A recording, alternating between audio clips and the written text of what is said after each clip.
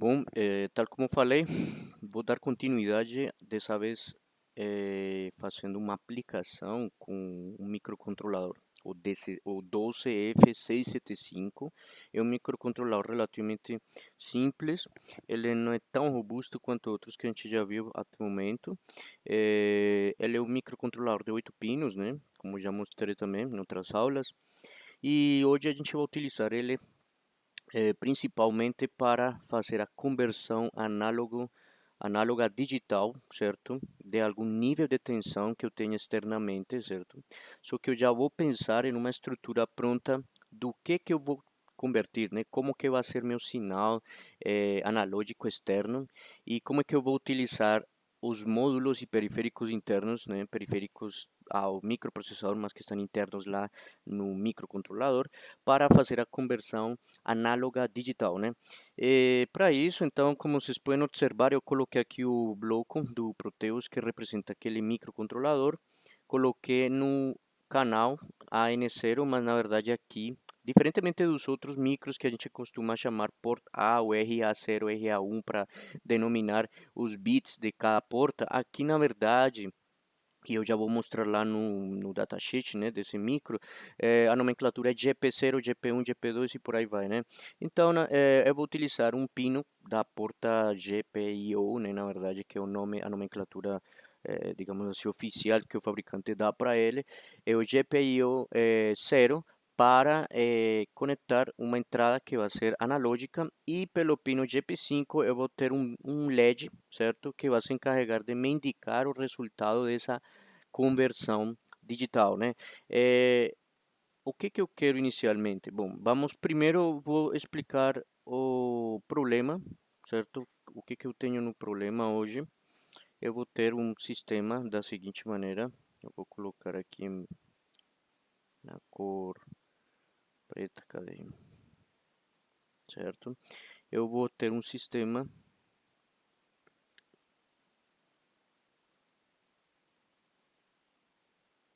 que vai me entregar aparentemente um sinal, né? Esse sinal é da seguinte maneira.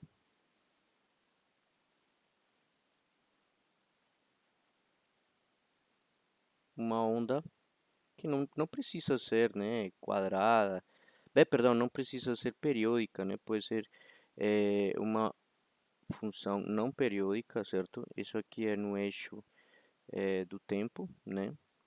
E esse seria meu sinal, né? Esse sinal eu vou variar, né? De 0 volts a, vamos supor, aqui eu botei, bom, vamos colocar de 0 a 5 volts, né? Aqui no Proteus eu já configurei para ser exatamente isso, de 0 a 5, e eu vou utilizar um resistor variável, um potenciômetro, que inclusive eu posso interagir aqui no Proteus com ele, para eu conseguir variar de 0 a 5 volts, né, esse sinal, né?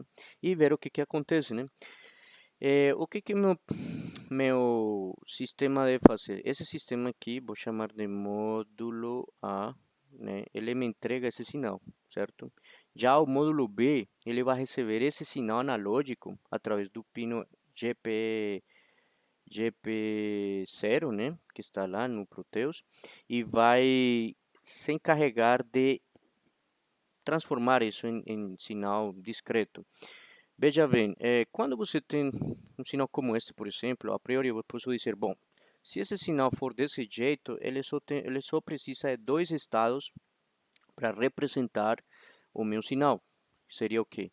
Quando ele for nível a 5 volts, então, for, quando 5 volts, eu vou ter um, um lógico, por exemplo. Eu quero que seja um lógico. Você também poderia botar um zero lógico. E quando seja 0 volts, eu quero que ele seja um zero lógico, né?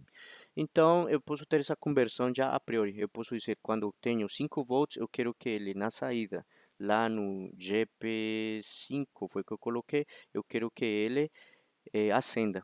E quando seja 0 volts, ele desligue. Ah, mas aí tem outra questão.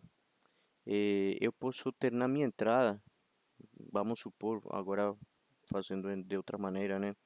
Eu quero algo assim, tipo, eu posso ter, né, no mesmo diagrama de tempo, eu posso ter algo como isso, né?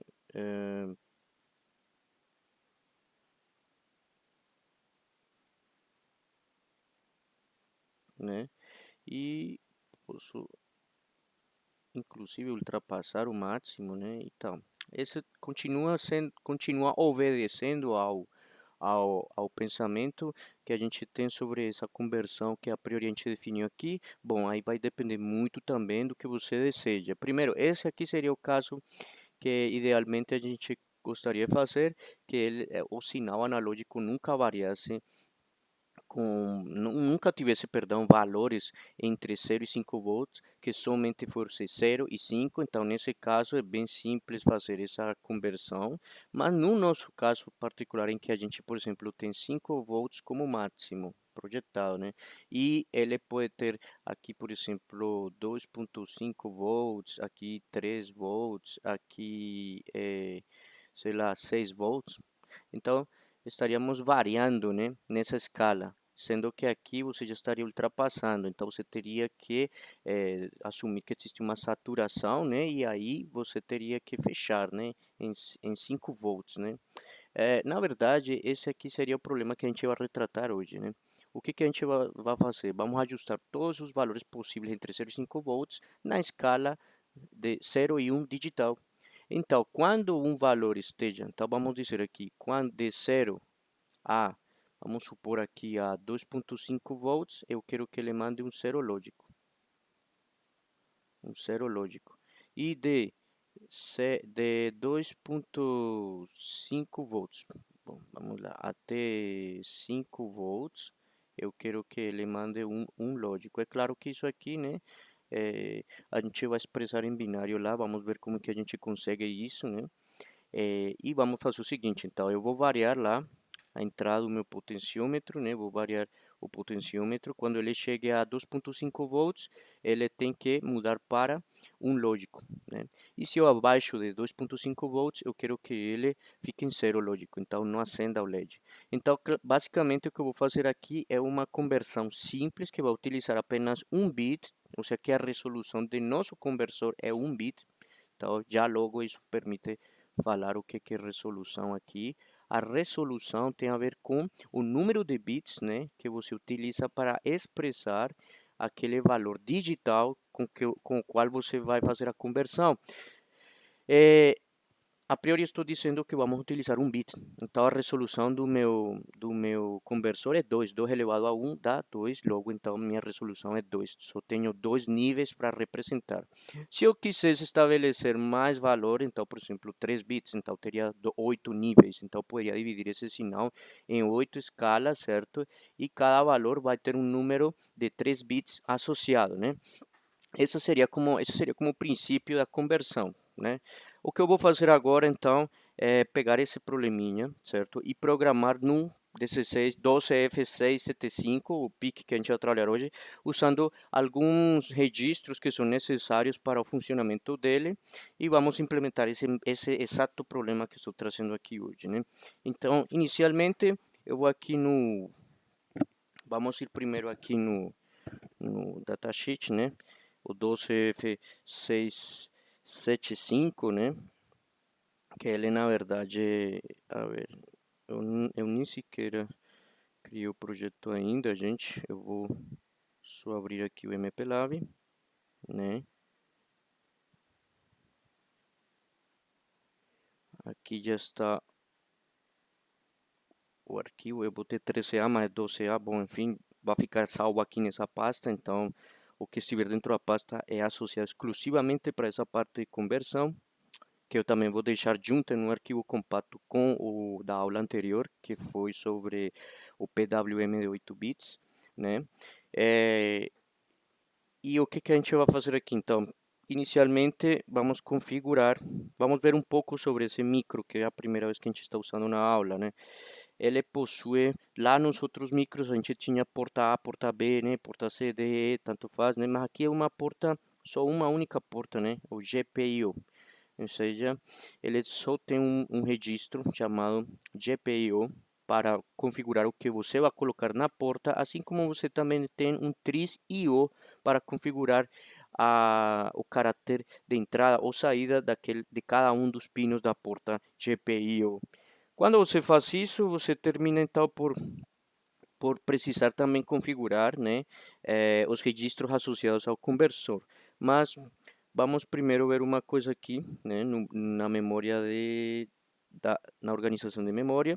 Aqui vocês observam que está o GPIO, certo? No banco 1, no, perdão, no banco 0 e o TRIS-IO no banco 1, certo? Então, inicialmente, o que eu vou fazer é configurar o necessário para aquele botão, aquela entrada analógica. A entrada analógica, como vocês podem observar, está no pino GP0 e a saída está no GP5. Ou seja, que eu preciso que o GP5 funcione como saída. O demais eu posso deixar como entrada. Então, indo para aqui, vamos no GPIO. Aqui temos o TRIS-IO. É só colocar esse pino aqui no valor 5, né? Isso a gente pode fazer simplesmente. Indo aqui, então vamos aqui criar o projeto aula 12A. Eu vou colocar aqui,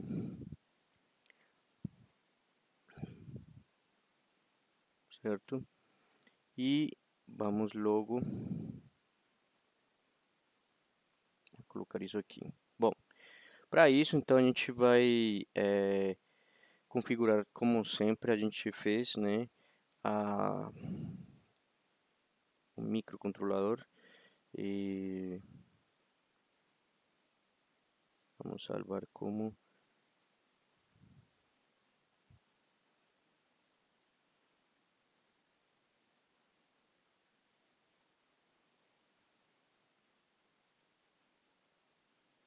pronto. E mais uma vez, né? LitsP, dessa vez vai ser 12 F675, né? E include na pasta, já coloquei inclusive o arquivo 12F675 que inclui, né, todos os, digamos assim, constantes associadas com cada um dos registros da memória de dados, do banco da memória de dados exatamente. 12F675.inc, desse jeito, é isso mesmo. Pronto, eu somente vou abrir aqui do lado o arquivo .inc associado a esse micro e vamos a configurar, né? Então, cada uma dessas coisas, né?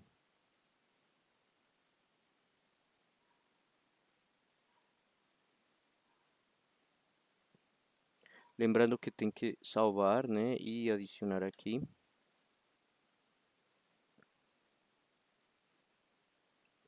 Salva o projeto e vamos em frente. A primeira coisa é configurar o PSW desse microcontrolador. O PSW, né, que é a palavra de configuração, ela contém algumas coisas um pouco diferentes, mas dessa vez a gente vai centrar em um oscilador que é um tanto diferente. Aqui você tem como colocar a frequência do clock, né? Mas no MPLAB, né? Inclusive eu vou aqui no Project Wizard, aqui na avançar eu vou escolher o micro que eu vou trabalhar, que é o 12F675, a ver, cadê? 12F675, né? Avanço e eu quero que ele reconfigure esse meu ambiente de MPLAB para esse micro, né? Eu somente vou fazer aquela operação que já comentei com vocês, né? E vou só aproveitar e explicar aqui as características dele, Special Features, né? Aqui vocês têm a descrição da palavra configurações, mas tem um oscilador que você pode configurar como interno, né? Vamos ver aqui especificamente tipo de oscilador, oscilador externo, cristal de cuarzo, aqui ó, oscilador interno de 4 MHz, ou seja, ele já está embarcado, certo? E você somente precisa habilitá-lo através da palavra configuração, certo? Esse oscilador, ele, a ver, vamos ver aqui, somente tem essa seção aqui para falar. Diz que quando ajustado apropriadamente, o oscilador fornece, né, uma frequência fixa de 4 MHz, né? Vamos ver, ele está falando que veja a seção 12.10. Vamos ver.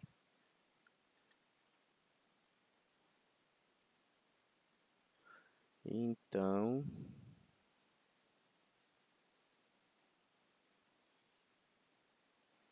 aqui está, né? Se você colocar 4 MHz, você pode alimentar com 5 volts, né? Então é isso que a gente vai fazer e vamos trabalhar com 4 MHz de oscilador interno, né? No oscilador interno, né?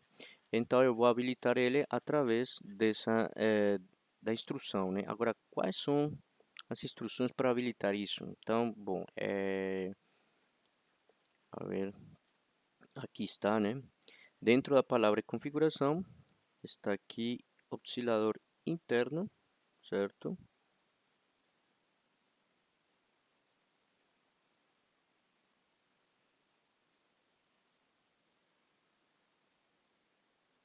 Que vai ser justamente esse aqui, né? Essas duas opções, né? Só que aqui a gente vai escolher aquele que não depende de, a ver, deixa eu ver que esse aqui, que não depende de um clock externo, que não, perdão, que não tem uma saída de clock, ou melhor é ver aqui, deixa eu configurar aqui logo, pronto, e pronto, e pronto. Aqui, no próprio arquivo.inc tem uma nomenclatura para isso, que é justamente o que a gente precisa hoje, e está aqui, ó. É aquele que não tem clock, exatamente, esse aqui, certo? Essa configuração habilita o seu oscilador interno sem saída de clock, né? E aí eu vou colocar justamente essa instrução toda, né? Então, vou habilitar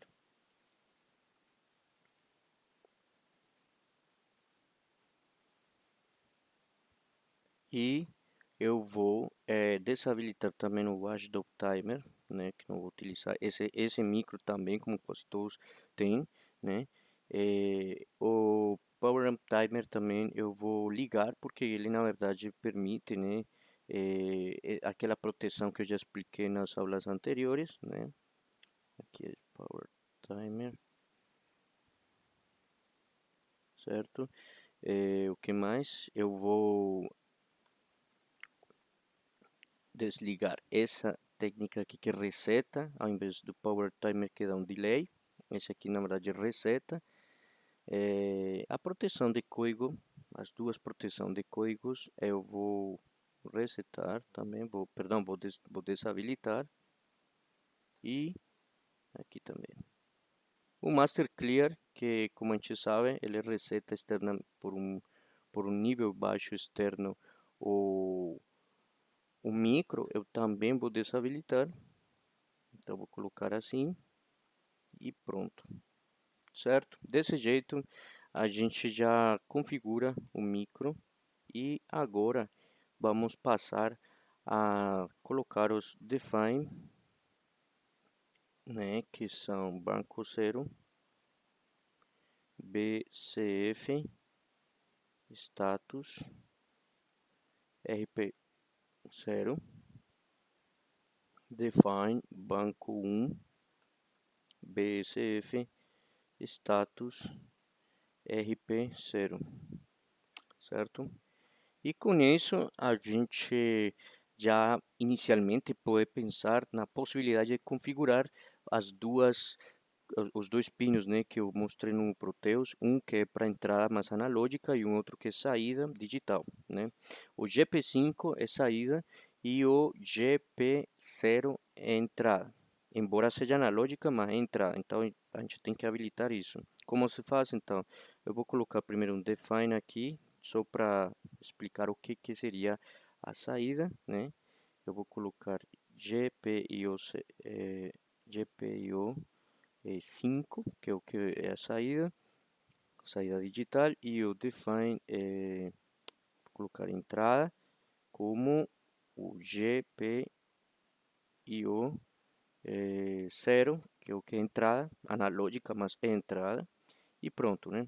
E agora, evidentemente, pois, bom, acho que não, acho que hoje a gente não vai precisar de utilizar nenhum tipo de interrupção, não vou utilizar nenhuma interrupção, então vou deixar daquele jeito. Vamos logo para o programa principal. Poderíamos utilizar interrupção? É claro que sim. Poderíamos, por exemplo, fazer o seguinte: a cada tantos milissegundos, como falei na aula anterior, veja o que você tem no conversor AD. Essa seria uma clássica demonstração de como se utilizar isso, né? Que inclusive vai ser muito útil para vocês na prova 2, né? Eu configuro o timer zero, por exemplo, para 50 milissegundos e a cada 50 milissegundos eu observo o que tem lá no conversor. É isso que a gente vai fazer agora, só que não vou utilizar interrupção de nenhum tipo. Eu vou utilizar a própria, digamos assim, o próprio tempo de conversão do conversor AD para saber o que eu tenho de resultado de conversão. Eu somente vou utilizar esse princípio e depois eu posso até explicar como adaptar isso para o problema de amostragem, né? Aí eu venho aqui, como sempre, org 000 e vou para uma label chamada início, certo? E aqui em início, né, eu venho e começo a fazer o meu programa. O que que vai fazer o programa? Primeiro eu entro no banco 1, né? Como sempre, para quê? Para configurar aquele pino que eu quero que seja saída, né? O pino 5, né? Mas eu posso fazer o seguinte, ó, estando aqui nesse ponto inc, eu vejo que tem o GPIO, né? E tem o, cadê o,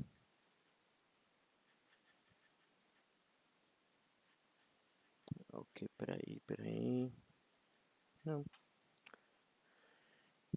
tem um registro que é o tris.io, tris.io, e eu não estou vendo aqui, mas tudo bem.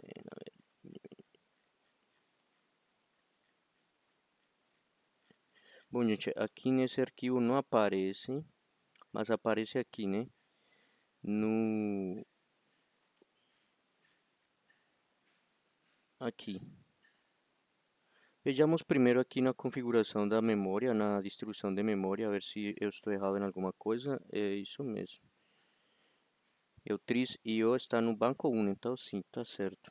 Estranhamente, nesse arquivo, ele não vem com a...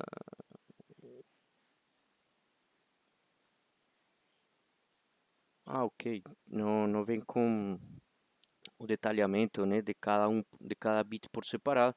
Eu só tenho GPIO ou GP5, né, mas não tem para o detalhamento do registro tris.io. Então, o que que eu posso fazer? Já que tris.io está aqui, ó, eu posso vir e dizer, pegue somente o bit 5, que é aquele que vai funcionar como saída, e bote como saída, BCF, né, é, tris.io 5, pronto, né? E o que que eu vou fazer agora? Então, agora sim vou ter que ir lá para o datasheet e ver como é que se configura o módulo de conversão análogo para digital, né? E aqui está, né? Ele tem um diagrama de blocos que, como vocês podem observar, ele tem um multiplexador, certo? De 4 canais, 2 bits para você selecionar qual canal você vai utilizar, né? Tem uma tensão de referência que pode ser externa ou interna, certo? A interna vai ser baseada, obviamente, na tensão de alimentação do conversor, né? Aqui tem um conversor que a gente pode pensar nele a priori como uma malha de comparadores, né? Aqui temos um outro multiplexador, já que a gente está observando aqui um bus de um barramento de 10 bits, então você pode assumir já logo que você tem uma conversão cujo valor final é representado por 10 bits, ou seja, o valor que você converte nesse microcontrolador vai ser traduzido em 10 bits, né? E esses 10 bits, né, você pode armazenar em dois registros de 8 bits cada um chamado address H e outro address L.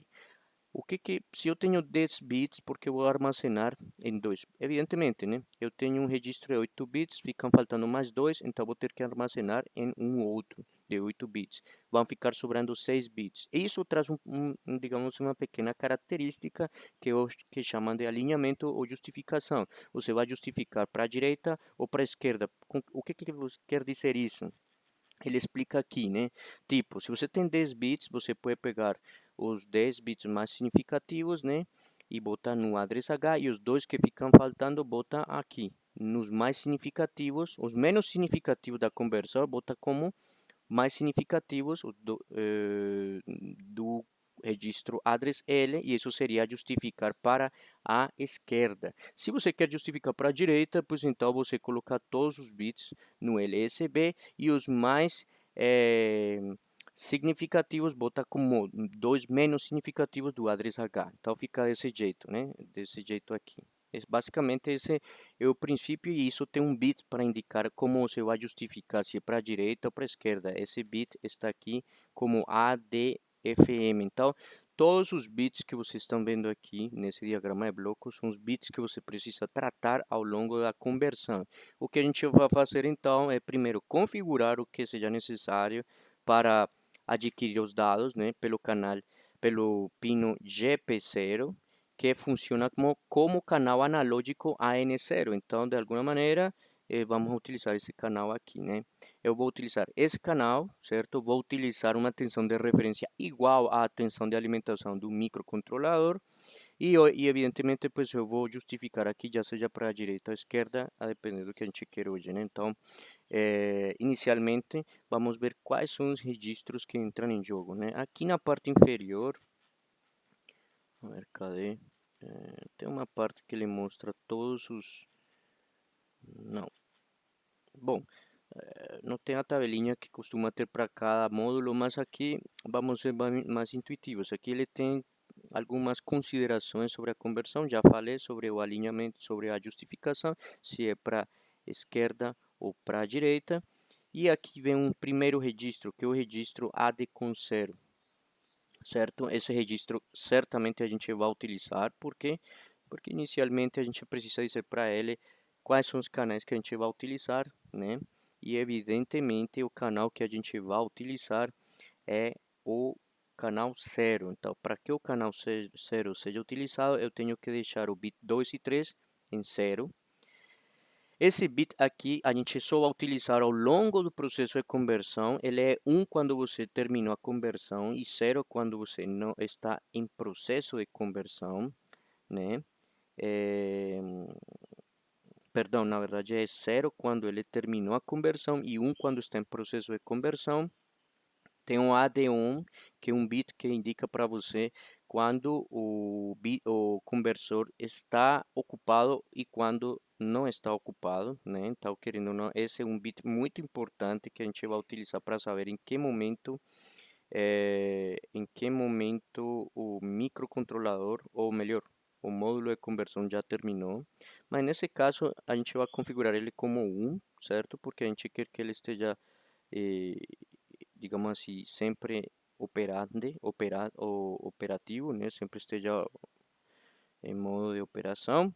E aí depois a gente também vai configurar isso aqui, né? Que seria o que? A tensão de referência, como eu já falei, vai ser o próprio VDD, tensão de alimentação, então eu vou deixar em 0 também. E a justificação vai ser para a direita ou esquerda, então eu quero que seja para a esquerda, ou seja, dessa maneira. Perdão, dessa maneira aqui, né? Dessa maneira, né? Para a esquerda, né? Todo o registro address H vai ficar cheio e os menos significativos serão os mais significativos do address L. Pouco a pouco eu vou explicando isso, vamos materializando esses conceitos tudo. Pego tudo isso e armazeno, então ficaria o 1 ficaria armazenado aqui, né? Por quê? Porque eu vou habilitar o conversor e daqui para lá eu boto tudo em 0. Desse jeito, a primeira coisa que eu vou fazer é configurar o ADCOM com 01 em hexadecimal, né? Mas vamos fazer, vamos ver outro registro aqui. Tem o ANSEL também, é outro registro associado ao conversor AD. O que que ele faz? Bom, aqui tem uma coisa interessante que tem a ver com uma restrição que deve ser satisfeita, uma restrição de tempo, né? E tem a ver, obviamente, também com a frequência. Essa restrição é justamente para garantir a apropriada conversão. Quem define isso? O fabricante informa para você, geralmente, quanto deve ser o mínimo que você precisa para convertir com sucesso um valor. Então, aqui no próprio datasheet ele fala isso, né? Ó, é, clock de conversão, né? Ou poderíamos associar com uma frequência de conversão. Ele diz, né, que você tem várias, 7 possíveis opções de clock, né? Mas ele requer 11 TAD. Esse TAD que ele está falando é como período de conversão, né? E diz que para uma correta conversão, o clock, né, da conversão deve ser escolhido, né, para garantir um mínimo de 1,6 microsegundos. Olha bem, então você vai primeiro ter que ver quantos megahertz ou qual é o clock do seu microcontrolador e em função disso escolher o período TAD, né, o TAD, ou a frequência também de conversão mais apropriada. Então não é simplesmente colocar o dado lá, colocar um cristal de quartzo e verificar quanto e verificar os dados. Não, não, talvez não vai dar certo. E para isso a gente pode ter uma outra justificativa que vai ser eh, a o, os problemas relacionados com captura de dados, né? E essa captura não pode ser, o tempo que você demora para capturar um dado não pode ser maior que a frequência que você utiliza para a conversão, né? Aí o tempo que você usa realmente para capturar o dado não pode ser maior que o tempo que você usa para a conversão. Aí então tem essa tabelinha, né? E nessa tabela você consegue observar que em função desses 1,6 microsegundos você atinge, você coloca, ou melhor, o fabricante, perdão, coloca na cor cinza os valores que não são permissíveis para essas frequências de oscilação. Como a gente configurou um oscilador interno de 4 MHz, então os únicos valores que garantem esses 1,6 mínimos necessários são justamente esses aqui, 2,0 e 4,0, correto? Então, nesse caso, eu tenho eh,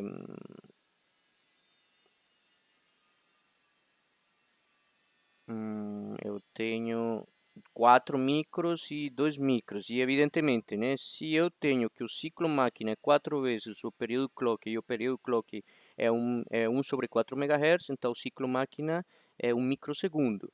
Se eu tenho 8 vezes o ciclo do clock, é o mesmo que 2 vezes o ciclo máquina, ou seja, 2 microsegundos. E aqui está, então, né? Então, evidentemente, a gente vai trabalhar com essa configuração e isso aqui é estipulado pelo registro ANSEL, né, que está aqui, né? O registro ANSEL utiliza esses 2 bits, né, perdão, 3 bits, né, para escolher isso. Essa opção 001 é o mesmo que a frequência do oscilador dividido por 8, ou o mesmo que 8 vezes, mesma coisa que falar 8 vezes, né, o período de oscilação do clock. Então, desse jeito, a gente vai ficar com essa opção aqui, né, para garantir o 1,6 microsegundos necessários para uma correta conversão. Então, eu vou colocar o ANSEL em 001, né, que seria 0 aqui, 001, então daria 1 aqui, certo? E aqui eu vou definir com esses bits, né, o tipo de entrada de cada canal, né? Porque detalhe, né, no GPIO a gente tem, né, entradas que podem ser digitais, mas podem ser algumas analógicas, tipo aqui GP0 pode ser analógica 0, GP1 entrada analógica 1 e assim vai, né? A GP3 não, a GP4 é a entrada analógica 3, o GP5 não funciona como entrada analógica. Então, aqueles que têm esse duplo papel, podem desempenhar esses dois papéis, você tem que indicar para o micro que tipo de entrada ela vai ser, se vai ser uma entrada analógica ou vai ser uma entrada digital. Então aqui você tem isso. Como a gente vai utilizar o canal 0, vamos pegar esse bit que é o associado ao pino 0, GPI 0 ou canal 0 e vamos colocar o número 1 para dizer que é uma entrada analógica. Então se a gente vê que aqui colocamos 1, 0001 e aqui 0001, pues vai dar 11, né? Em hexadecimal. Então já podemos ir direto para o programa e verificar onde fica aquele registro ANSEL, né? Já logo podemos configurar esse registro ANSEL, né? Vamos aqui na memória do programa. O ANSEL ele está aonde? Perdão, no banco 1, né? No banco 1 aqui, né? Ansel, né? E observem que ele tem uma nota aqui pequena, diz que o Ansel ele somente se encontra aí no PIC 12F675, que é justamente o que a gente está usando. Então, observem que uma boa compreensão do datasheet vai fazer toda a diferença, né? Você vai fazer isso para o 12F629 e talvez não vai funcionar, né?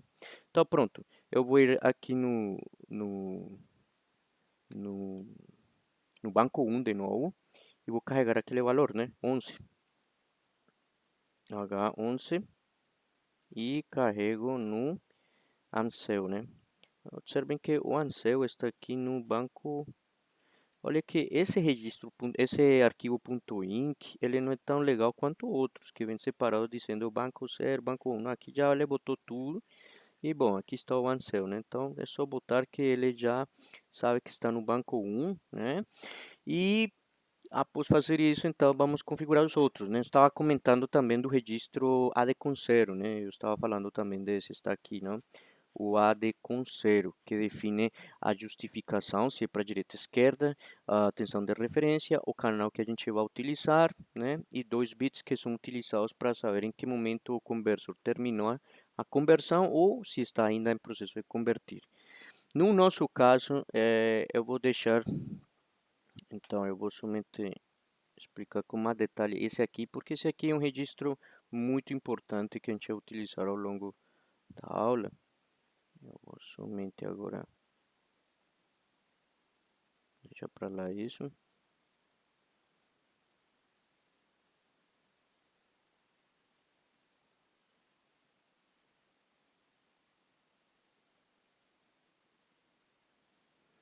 E aqui está, né? Então eu tenho aqui, por exemplo, vamos aqui na folha especificações novamente, você tem que ele vai querer, a gente vai justificar para a esquerda, né? Então esse ADMF vai ser 0, né? Então aqui vai ficar 0. O BCFG, né, que é para definir a tensão, perdão, o potencial elétrico de referência para a conversão. Pode ser externo, pode ser interno. Eu vou usar o interno, então também vai ser 0, né, que vai ser a tensão de referência. Todo conversor análogo digital, ele precisa uma tensão de referência e, nesse caso, a gente vai utilizar os próprios 5 volts de alimentação, ou seja, 0. Que mais? A gente encontra aqui, bom, esse aqui é um bit que a gente não implementa, tanto o 5 quanto o 4. Então a gente não coloca nada, mas o fato de não colocar nada pode ser, digamos, um pouco mais compreensível se a gente continua deixando em 0, né? Como ele disse, né? Por defeito ele está em 0, né? Depois ele vem e faz isso aqui. Essa configuração aqui a gente já mais ou menos tem ideia. Por quê? Porque a gente vai utilizar o canal 0. Então, esses dois bits, CHS1 e 0, serão ambos 0. Então, vou colocar em 0, 0. E tem dois bits aqui que a gente tem que detalhar com mais calma. O que que significa? Na verdade, é, o AD1 ele é para habilitar de alguma maneira o funcionamento, né, do conversor. Então, como eu quero que ele esteja funcionando, então eu tenho que colocar ele em 1. Mas observem que ele disse que quando você coloca ele em 0, ele é desligado e não tem consumo, né, de energia, não consome corrente, não tem corrente para ele. Então, de alguma maneira, isso já dá uma noção de que quando se utiliza o conversor, você termina usando mais corrente, né, para esse processo. Logo, você tem que habilitá-lo para poder, de alguma maneira, os circuitos combinacionais e analógicos associados a ele começarem a trabalhar. Então, você tem que colocar esse bit AD1 obrigatoriamente em 1. Então, eu vou colocar ele aqui em 1. E esse aqui, na verdade, é um flag, é mais como um flag para a gente. E o que que a gente vai fazer com ele? Vai, inicialmente, deixar ele em 0. Por quê? O que significa deixar ele em 0? Se você observa, diz que quando ele está em 0, a conversão está completa.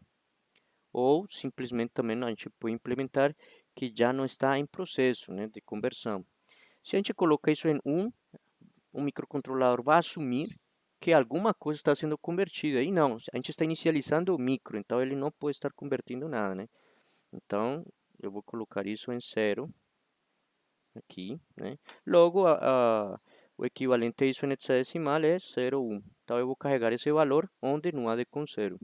Então, eu vou aqui no MOV, perdão, e o AD com 0 fica aonde? Primeiro, uma boa pergunta. Aqui nesse ponto in que nos está ajudando, né? Mas eu vou aqui melhor, na organização de memória, e vejo, o AD com 0 ele fica aqui, ó. E outra vez, disse que só fica aí no 12F675. Então, está no banco 0. Então, eu vou ter que entrar no banco 0 agora e carregar esse valor que mencionei anteriormente, 0,1, no AD com 0. Carregando ele no AD com 0, eu já sei que habilitei o módulo de conversão análoga para digital. O que eu vou fazer agora é verificar as portas, né? Se as portas elas têm alguma coisa parecida com outros micros que tem a ver com conexão a comparadores e essas coisas, né? Então eu posso ir aqui, né? E ver que ele tem um módulo de comparação, né? Igual que o 12F628 que a gente já viu. E esses módulos são dessa maneira, né? Esse módulo de comparação ele utiliza os pinos da porta GPI 0, 1 e 2 para serem ligados, né? Como a gente vai utilizar o GP0, então a gente vai ter que desabilitar os comparadores, né? E colocar tudo em 1. Isso se faz através de quem? Disso aqui, desse registro, o CMCOM. O que eu posso fazer então? Eu posso simplesmente eh, eu posso simplesmente colocar tudo em 1 aqui e o demais em 0, né? Então fica 0, 7, igual que nas outras atividades que a gente já fez com o 16 F628, né? Eu vou carregar aqui H0007 e carrego no CMCOM. Lembrando que o CMCOM está no banco 0 também, né? Aqui, ó, banco 0, né? Então eu venho aqui, carrego. A outra coisa que eu posso fazer antes de iniciar é zerar aquilo que eu tenho na saída, né? A minha saída tem que estar em 0, então BCF saída, né? E pronto. Vou colocar aqui um end logo. E desse jeito eu acho, né? Bom, a gente já configurou o inicial, a parte inicial para o funcionamento do nosso programa, né? Só falta agora pensar na estrutura que a gente quer para fazer a conversão, né? Tipo, eu quero convertir de 0 a 2.5, de 0 a 2.5 volts, eu quero que ele me entregue um zero lógico, de 2.5 volts a 5 volts, eu quero que ele me entregue um lógico. E para isso, então, eu posso fazer então um looping, né? Eu vou fazer um loop aqui. E nesse loop, eu vou primeiro eh,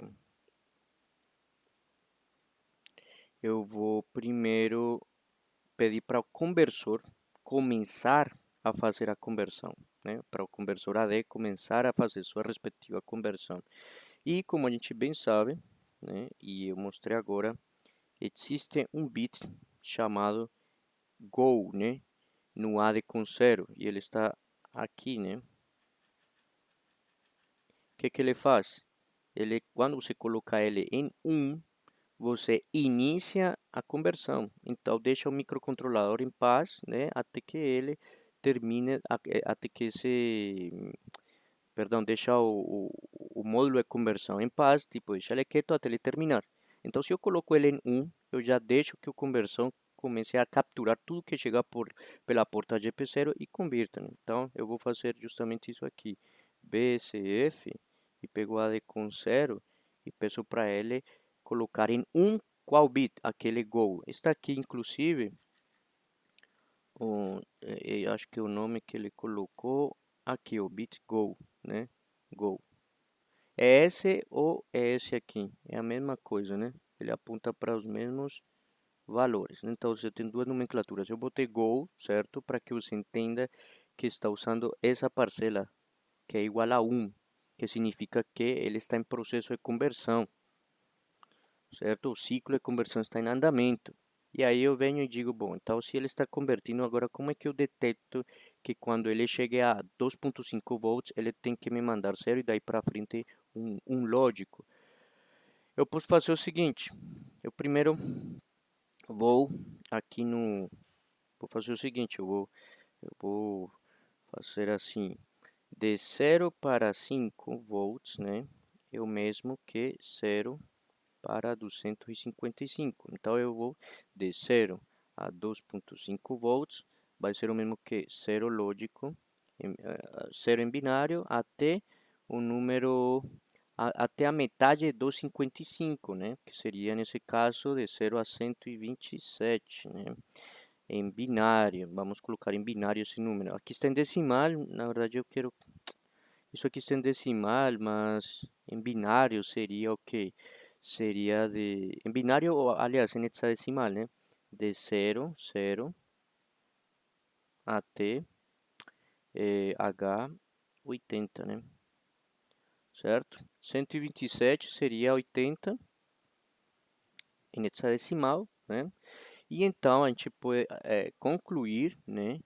Que de 2,5 volts até 5 volts é o mesmo que de 128 até 255, o que seria de H80 até HFF, né? Basicamente seria isso. Então, o que que eu tenho que fazer? Primeiro, definir aquele valor que descreve a única, digamos assim, divisória entre essas duas escalas, que é o que? Se você percebe, aqui tenho H80 e aqui também. Então, H80 é aquele valor que diríamos é o que define a fronteira entre essas duas categorias, entre zero lógico e um lógico, né? Então, vamos fazer isso carregando isso em um registro, né? Vamos carregar isso em um registro de uso geral, né?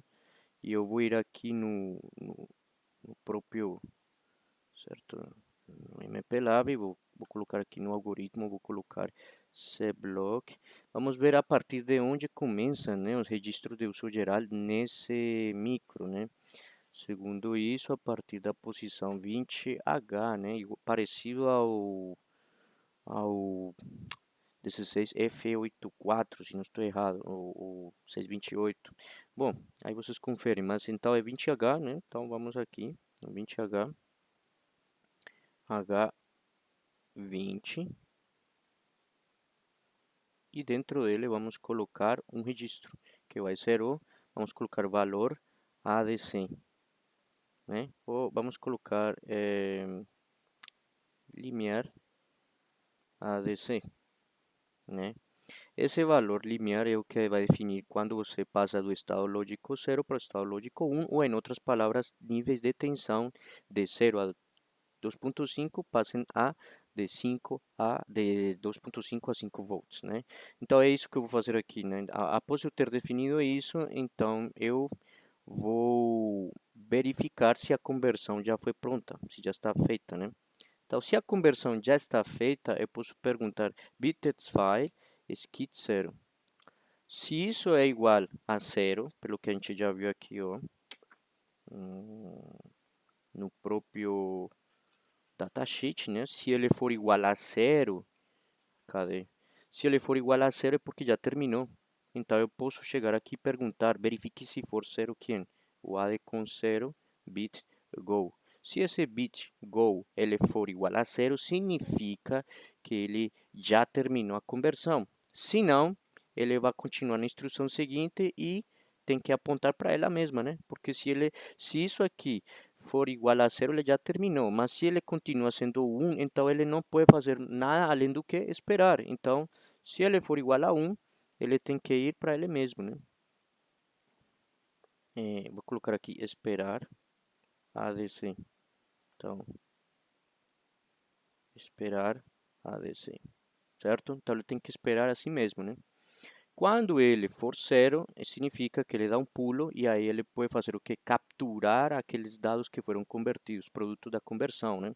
Ah, e onde que eu encontro isso? Pois então, do jeito que eu já estava falando, eles estão aqui, no registro address H e address L, mas lembremos que a gente justificou para a esquerda, então minha estrutura de dados vai ser fornecida do jeito que mostra essa figura aqui, né? Aí eu posso vir aqui melhor.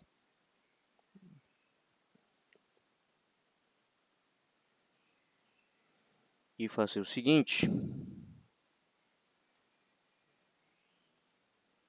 Já que eu tenho essa estrutura aqui, né, o que que eu posso fazer para verificar se aquele valor convertido equivale a essa faixa daqui ou a essa faixa daqui? A primeira coisa é, vamos utilizar hoje uma estrutura lógica, certo? Uma instrução lógica, aliás, para poder verificar essa pertence, né, a uma dessas categorias, né? Se ele pertence ou não a uma dessas categorias. Para isso, então, eu vou colocar aqui o valor lógico. Eu vou colocar um exemplo aqui. Vamos supor que meu valor limiar é um caso hipotético de A de C seja igual a 4, né? 4 em binário seria o quê? Seria 1, 0, 0. Bom, e 0 aqui, né? Falando de 4 bits, né? Se eu quero verificar se o número 3 é menor a 4, isso é verdade. Se o número 5 é maior que 4, isso é verdade, né? Se o número 6 é menor que 4, cadê? 4, então isso é falso. Vamos testar isso aqui. Como é que eu testo isso em binário? Então, uma maneira de fazer isso é pegar esse número aí, o número 3 nesse caso, primeira situação, né? E eu vou colocar aqui 0, 0, 1 e 1. E eu faço uma operação lógica AND, né? Uma operação lógica AND, né? Entre quem? Entre esse e o valor limiar, que é 0, 1, 0, 0. Aqui deu quanto? A operação lógica 1 e 0 é o mesmo que 0, aqui é 0, aqui é 0 e aqui é 0. Então deu 0. Segundo caso, 5 é maior que 4, é maior que 4. Então vamos ver. Então, no caso, né, seria 0, 1, 0, 1. E com o limiar, né, que é 0, 1, 0, 0, vai dar 0 aqui, 1 e 0 aqui. Então, deu 1. Deu 1 não, deu um número diferente de 0, mas esse número é sempre igual a o limiar, né? Ou seja, tipo, nesse caso, 0, 1, 0, 0. Vejamos o caso 6 menor que 4. Isso é falso. Vejamos a ver então. O número 6 seria 0, 1, 1, 0. E o limiar. E aí eu verifico, né? Como é que eu verifico isso aí então? Deixa eu levantar um pouco aqui. Aí dá 0 e 0 dá 0. 1 e 0 dá 0. 1 e 1 vai dar 1, né? Foi mal. E aqui 0. Como se observam, vai dar de novo 0, 1 e 0, 0. Isso mesmo. Então, como se observam, se eu utilizo o valor limiar como base, utilizando a porta lógica engine, né? Eu vou ter o que como resultado disso, né? Aqui eu vou colocar o símbolo melhor, né? Mais apropriado para isso, aquela I comercial. E aí, então, eu estaria fazendo o que exatamente com esse engine? Estaria detectando ou criando uma maneira de detectar qual está acima ou abaixo. Então, todos os que estão abaixo, como o caso 13, que está abaixo de 4, ele me dá um 0. Se eu coloco 2, ele também vai me dar 0. Agora, se eles estão acima ou são iguais, ele sempre vai dar 1. Vai dar 1 não, vai dar igual ao valor limiar, né? Então, o que eu posso fazer aqui agora é utilizar justamente isso. Utilizar o limiar, que é o valor que eu já guardei, eu já salvei lá, ou melhor, já criei um espaço para ele, que é esse aqui. E eu vou utilizar esse valor limiar para fazer uma porta lógica AND bit a bit e verificar se a operação deu como resultado um 0. Deu uma operação, deu um valor lógico no final 0, né? E eu posso utilizar a flag, né? A flag Z do status para fazer essa pergunta, né? Então, vamos fazer o seguinte, vou fazer um diagrama, um fluxograma para explicar isso, né? Então, o fluxograma seria da seguinte maneira, né? Primeiro, né, a gente sabe que todo resultado de conversão fica no address H e address L. né? Só por quê? Porque são 10 bits, né? Então, pues, inicialmente, eu posso pegar tudo aquilo que eu tenho no address H, né? E confirmar com o valor que eu tenho no limiar. Aliás, antes de fazer isso, vamos aqui, certo? Esse limiar, ele está onde? No banco 0, no banco 1, né? Essa é uma boa pergunta, né? Esse limiar está no banco 0, no banco 1.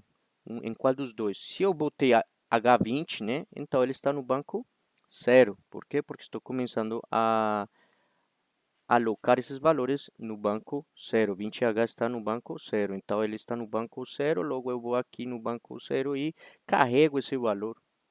Então, qual é o valor limiar, segundo o que a gente viu? Estávamos falando aqui antes que era H80. Então, eu vou ir aqui e vou carregar mob LWH80. E vou colocar aonde? No limiar, né? Limiar ADC, certo? E feito isso, agora sim vou fazer o fluxograma, né? E vou explicar o que que a gente quer, né? No fluxograma, então, agora que já sabemos que temos um valor no address H, a porta lógica end, ela vai ser entre o valor que eu tenho no address H e address H junto com 2 bits, certo? Os mais significativos, né? Do address L. Então seria o address L 7 e 6, né? Então, a gente vai ter isso aqui, certo? Porque utilizamos uma justificação para a esquerda, né?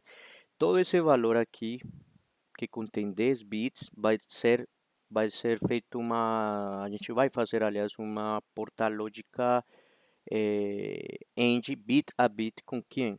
Com 80, com H80. Eu vou colocar aqui 80H, em hexadecimal.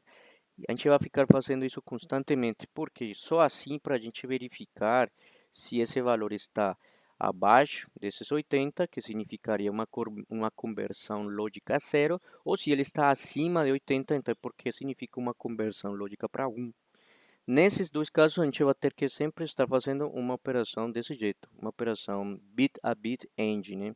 E como é que a gente faz então? Para isso, eu vou utilizar então o fluxograma. Eu vou pegar o conteúdo, certo? De address H e vou colocar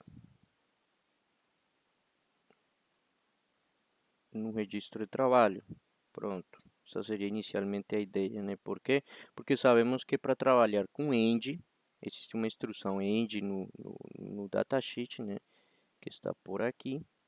Essa instrução end, ela faz o seguinte, aqui, ó. Ela faz uma end entre o registro de trabalho e um outro registro que eu vou indicar e vou salvar, já seja ou no registro mesmo ou no registro de trabalho. Eu quero que ele salve isso onde? No próprio registro de trabalho. Por quê? Para depois poder utilizar o status e verificar o flag SEM. Mas eu vou explicar daqui a pouco, então. Eu vou somente agora voltar aqui. Carrego o address H no W. Depois eu vou fazer o que? Eh, vamos, vamos fazer o que? Vamos depois do address H mover para cá. Eu faço uma end, né? Eu tenho que fazer uma end entre todo esse conjunto, né? Agora a questão foi que eu só movimentei a address H para W. O que passou com os outros 2 bits, né? Essa seria como uma pergunta. Bom, veja bem, 80 em binário, né? Seria o quê? Seria igual a seria igual a isso aqui, né? Não, peraí. Seria igual a isso aqui, né? 1, 0, 0, 0, 0, 0, 0, certo? Se eu utilizar esses dois últimos bits, né? Que são qualquer coisa que eu coloquei aí não vai fazer diferença, porque para ser maior disso aqui, né? Para ser maior do que isso aqui, com certeza eu vou ter que ter um bit acima dele, mas isso não vai acontecer. Então, esses bits aqui são os que predominam na multiplicação bit a bit. Isso aqui não vai fazer diferença, porque isso aqui é o máximo que eu posso expressar com esses dois bits aqui, é o número 0, 1, 2, 3, 4, né? Ou melhor, o número 3, né? De 0 a 3, o máximo que eu posso expressar é o número 3, né? Então, se eu estou querendo comparar com 80, que é 127, então 3 comparado com 127, bom, acho que 3 não vai fazer nenhuma diferença. Então, não preciso nem trabalhar com dois últimos bits, que são justamente os bits mais significativos do address L. Então, eu posso simplesmente desconsiderar e só trabalhar em função desses aqui, né? Por quê? Porque eu vou comparar com um valor que é 80H, né? 80H, então consegue ser, digamos assim, um valor relativamente maior, né? Aí eu vou aqui na address H, né? Hum, e comparo, né? Aliás, comparo não, eu faço a operação AND, né? Address H, certo? AND com quem? Com H80, que é o valor limiar, né? E coloco aonde é isso? Eu vou colocar no próprio registro de trabalho, aliás. Vou apagar aqui,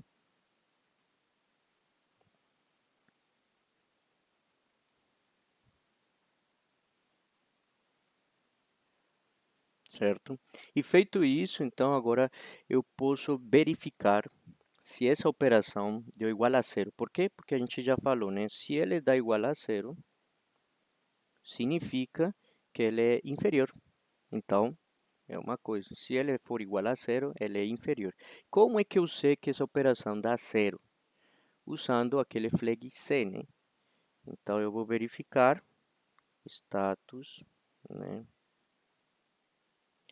C é igual a zero. Se ele for igual a zero, né? Essa seria como uma pergunta.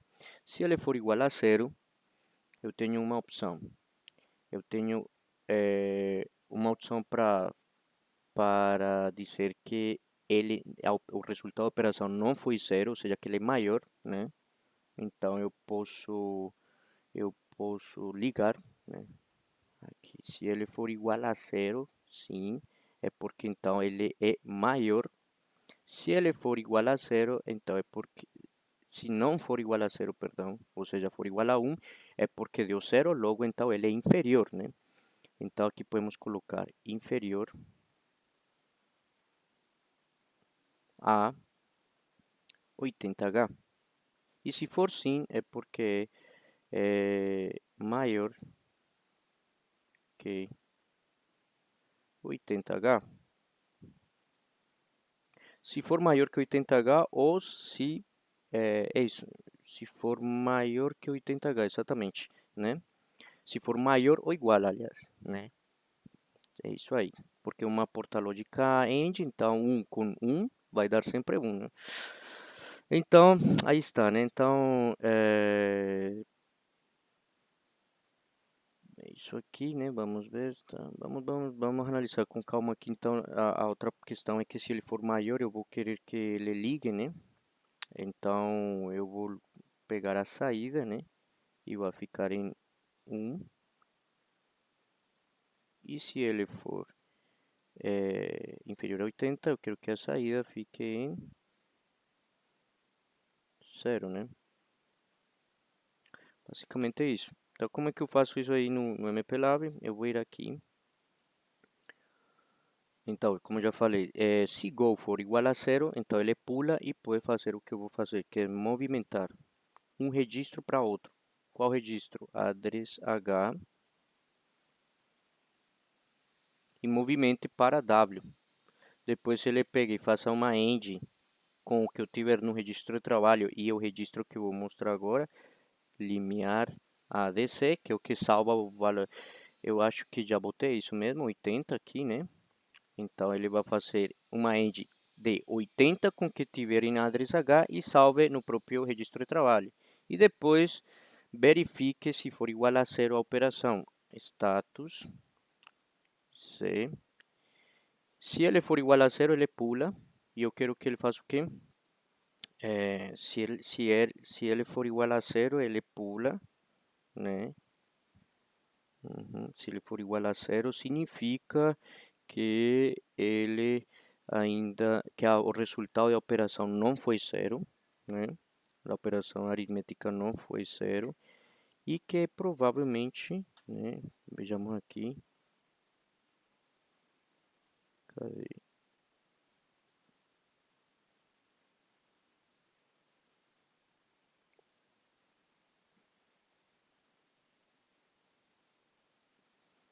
Uhum,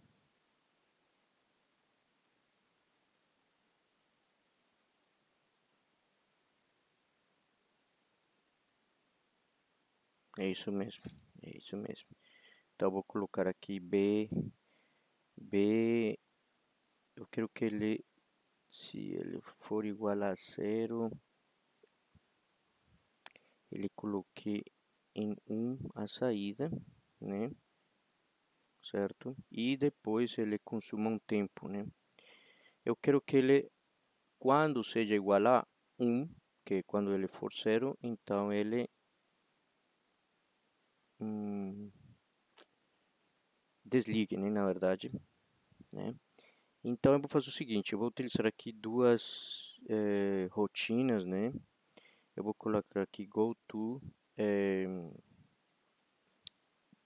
tempo e quando ele terminar aqui, eu quero que ele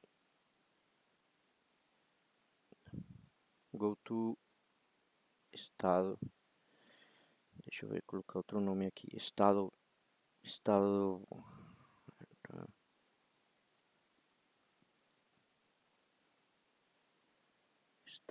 1, estado 0 e aqui vou colocar go to tempo.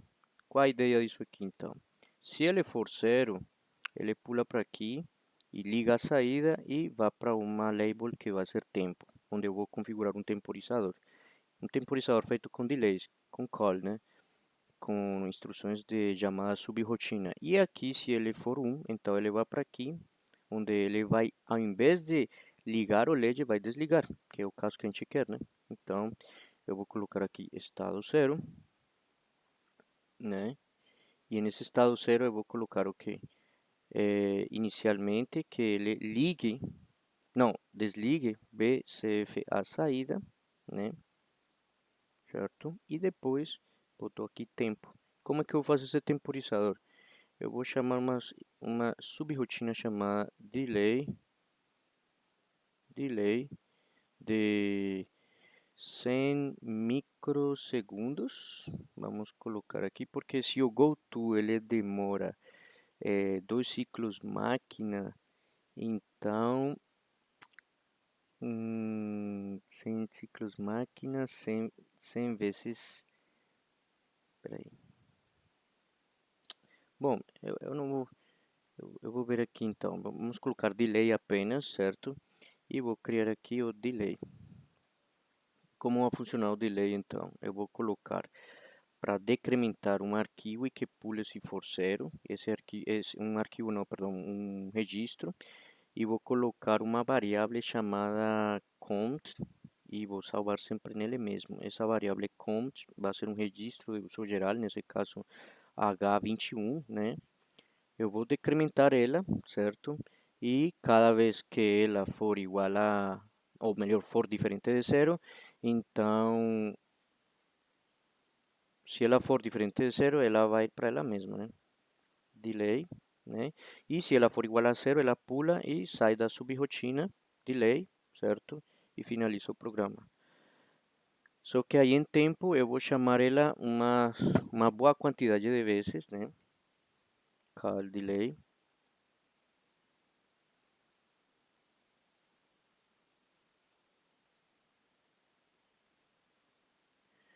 Vou chamar ela 7 vezes delay.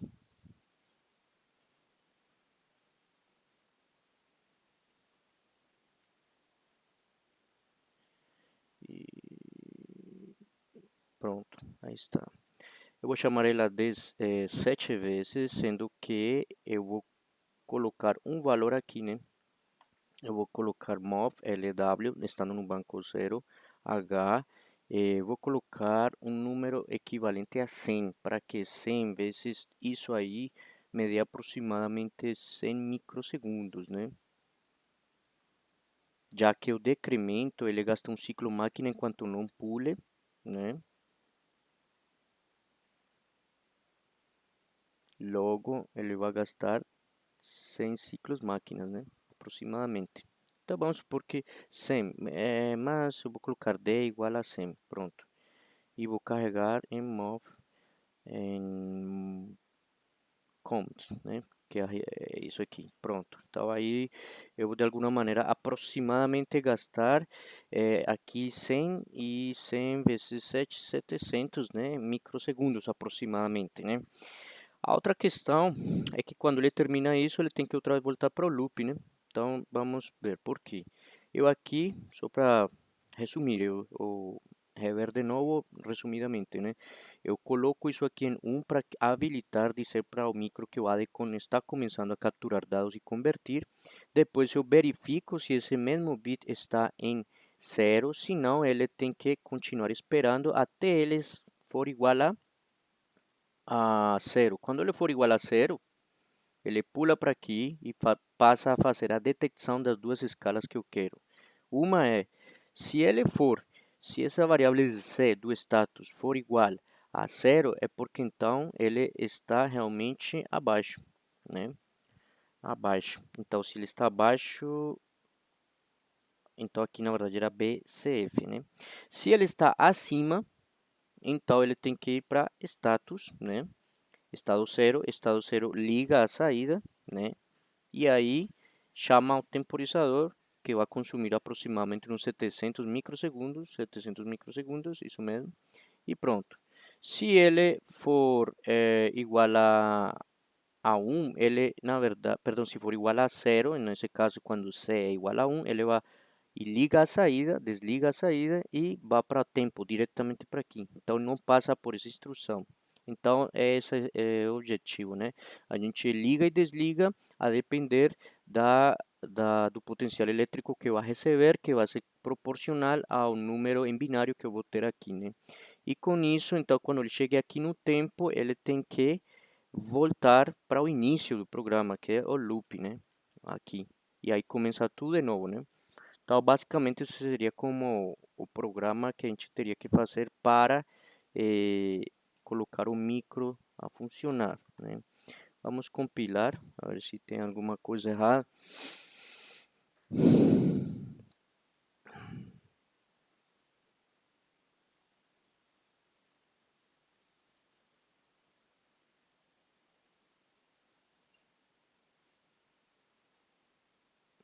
Pronto, e agora eu vou aqui no Proteus, carrego na pasta que eu botei lá, vamos ver, isso aqui, ok, e vamos ver.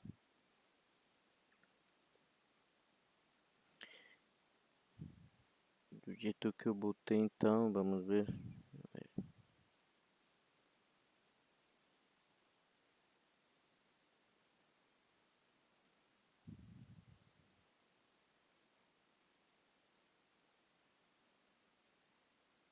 Eu coloquei, então eu modifiquei, eu coloquei ao contrário, eu acho que essa modificação que eu fiz aqui, a ver, eu coloquei, se ele for igual a 1 aqui, significa,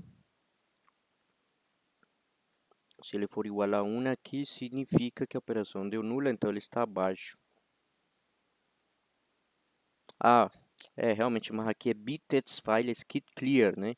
Se ele for 0, pula, então realmente aqui tem que ser 1, né? Que é quando ele não for 0, então realmente ele tem que ligar porque está acima dos 2.5 volts e aqui ele desliga, né? Então era como estava antes. Eu por um momento raciocinei isso aqui como se fosse bits files kit set, né? Mas aqui é skit clear, que eu botei assim, né? Então isso muda aqui a sequência. Eu somente vou agora compilar e vocês vão verificar lá entre 0 e 2.5 eu vou conseguir aproximadamente entre 0 e 2.5 manter o LED em estado baixo e de 2.5 a 5 eu vou conseguir manter ele em estado alto. Vamos ver. E aqui vai, né? Vamos de novo. Tá, então observem que agora eu vou descer, não liga, eu vou aumentar. E aí, ó, acima de 2.5 ele ligou, certo? E é essa a ideia, né, gente? O que eu posso fazer agora é tirar isso aqui e colocar um, um, um sinal externo, né, do Proteus aqui. Vou colocar um gerador de, a ver, vamos lá, algo que seja, a ver,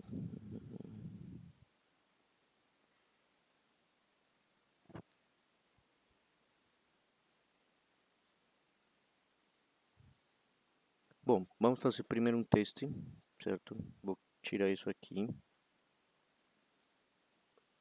e vou colocar aqui um gerador de pulsos, né? E aqui eu vou colocar o osciloscópio.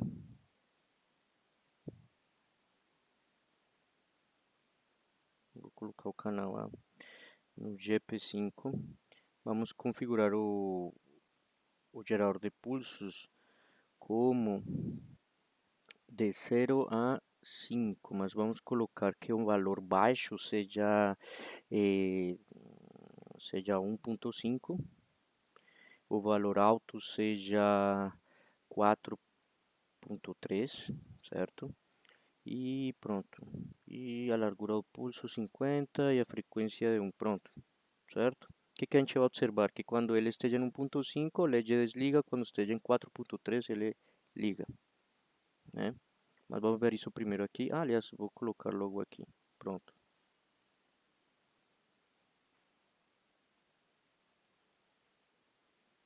Então, você observando aqui que ele liga e desliga. Eu vou colocar canal A, canal A, canal A. É isso aqui, vou desligar isso aqui, tá? E isso aqui é DC. Então, pronto, vamos ver. E aí está, né?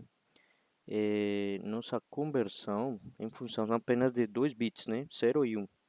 Observem que aí dá para ver o trigger está onde aqui. Pronto. Então pronto, gente, era isso que eu queria mostrar com relação à conversão.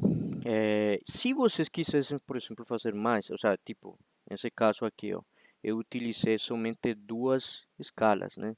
Duas categorias, entre 0 e 80 e de 80 a FF, mas se eu quisesse fazer com 4, então você teria que dividir 255 em 4 partes e seu equivalente em hexadecimal próximo.